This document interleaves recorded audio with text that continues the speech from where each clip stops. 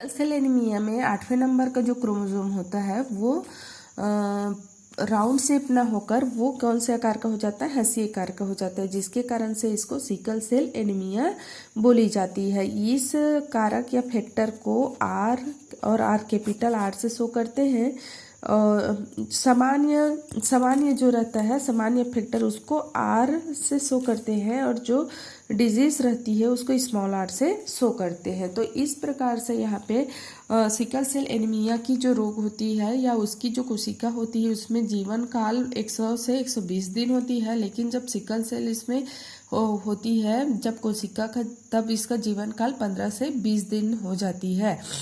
इस प्रकार से यहाँ पर एक फैक्टर लेके यहाँ पर दर्शाया गया है, जिसको मैं यहाँ चार्ट से बनाई हूँ। नॉर्मल अगर हम व्यक्ति लेंगे तो उसका फैक्टर को हम कैपिटल आर से शो करेंगे, और कैरियर अगर फीमेल लेंगे, कैरियर मतलब वाहक अगर महिला लेंगे तो उसमें एक जीन क्या रहता है, नॉर्मल रहता है, और एक जीन क्या रहता है, रोग ग्रसित रहता है। अब जब ये सभी जीन को आपस में क्रॉस करेंगे तो ये क्या रहेगा, फर्स्ट क्या आएगा, नॉर्मल मेल आएगा, मतलब नॉर्मल लड़का आएगा, और सेकेंड कैरियर फीमेल मतलब वाहक महिला आएगी, वाहक रहेगी ये।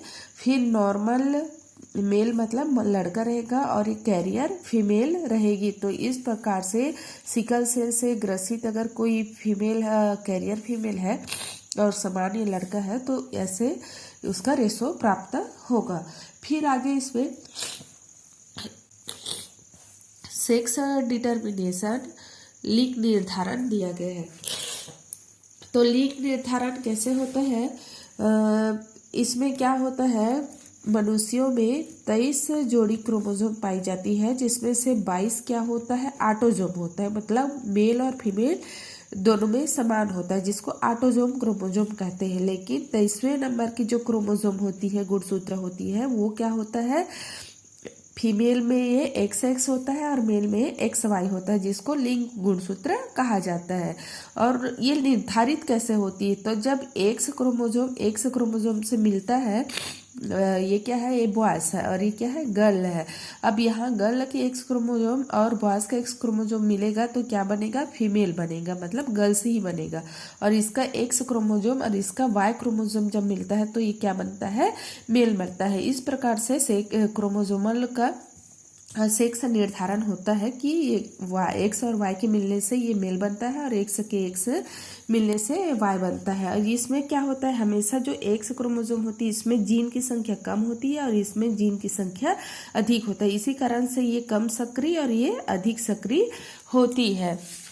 आगे इसमें जनकों में के संतान या कारक जीन क्या होता है, तो अनुवांशिकी का पिता मेंटल को कहा गया है। उन्होंने अनुवांशिक के बारे में बहुत सारे यहाँ पर जानकारियाँ दी और उन्होंने कहा कि कोई भी लिंग या कोई भी जीवों के निर्धारण के लिए 2 फैक्टर, एक जोड़ी कारक की आवश्यकता होती, जिसको उन्होंने क्या नाम दिया, फैक्टर नाम दिया।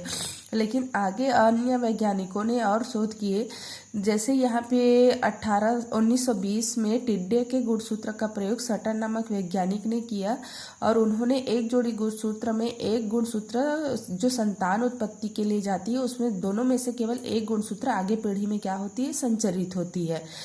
इस प्रकार से मेंटल ने एक क्या लिया था, बैगनी फूल और सफ़ेद फूल लिया था, जिसमें क्या हुआ था, जब F1 पीढ़ी आई थी तो ना ही वो बैगनी था और ना ही वो सफ़ेद था। इसमें क्या हो गया था, दोनों जीन प्रभावी होके एक नया, मतलब दोनों का मिला जुला रूप प्रदर्शित कर दिया था। ये किसके कारण से था, जीन के कारण से, जिसको उन्होंने कारक कहा था।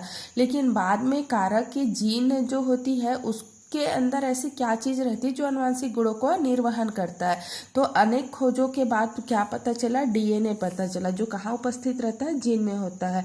और यही DNA क्या करता है, जीवों के गुणों को एक पीढ़ी से दूसरी पीढ़ी में हस्तांतरित करती है। तो इस प्रकार से ये जेनेटिक की जो अवधारणा है ये इसके अंतर्गत बताया गया है और ये जो चैप्टर होती है ये पूरी भी होती है। तो आप लोग इससे नोट्स तैयार कर लेंगे, इससे रिलेटेड जो असाइनमेंट क्वेश्चन है उसको भी बना लेंगे और अगर कोई डाउट रही तो क्लियर कर सकते हैं।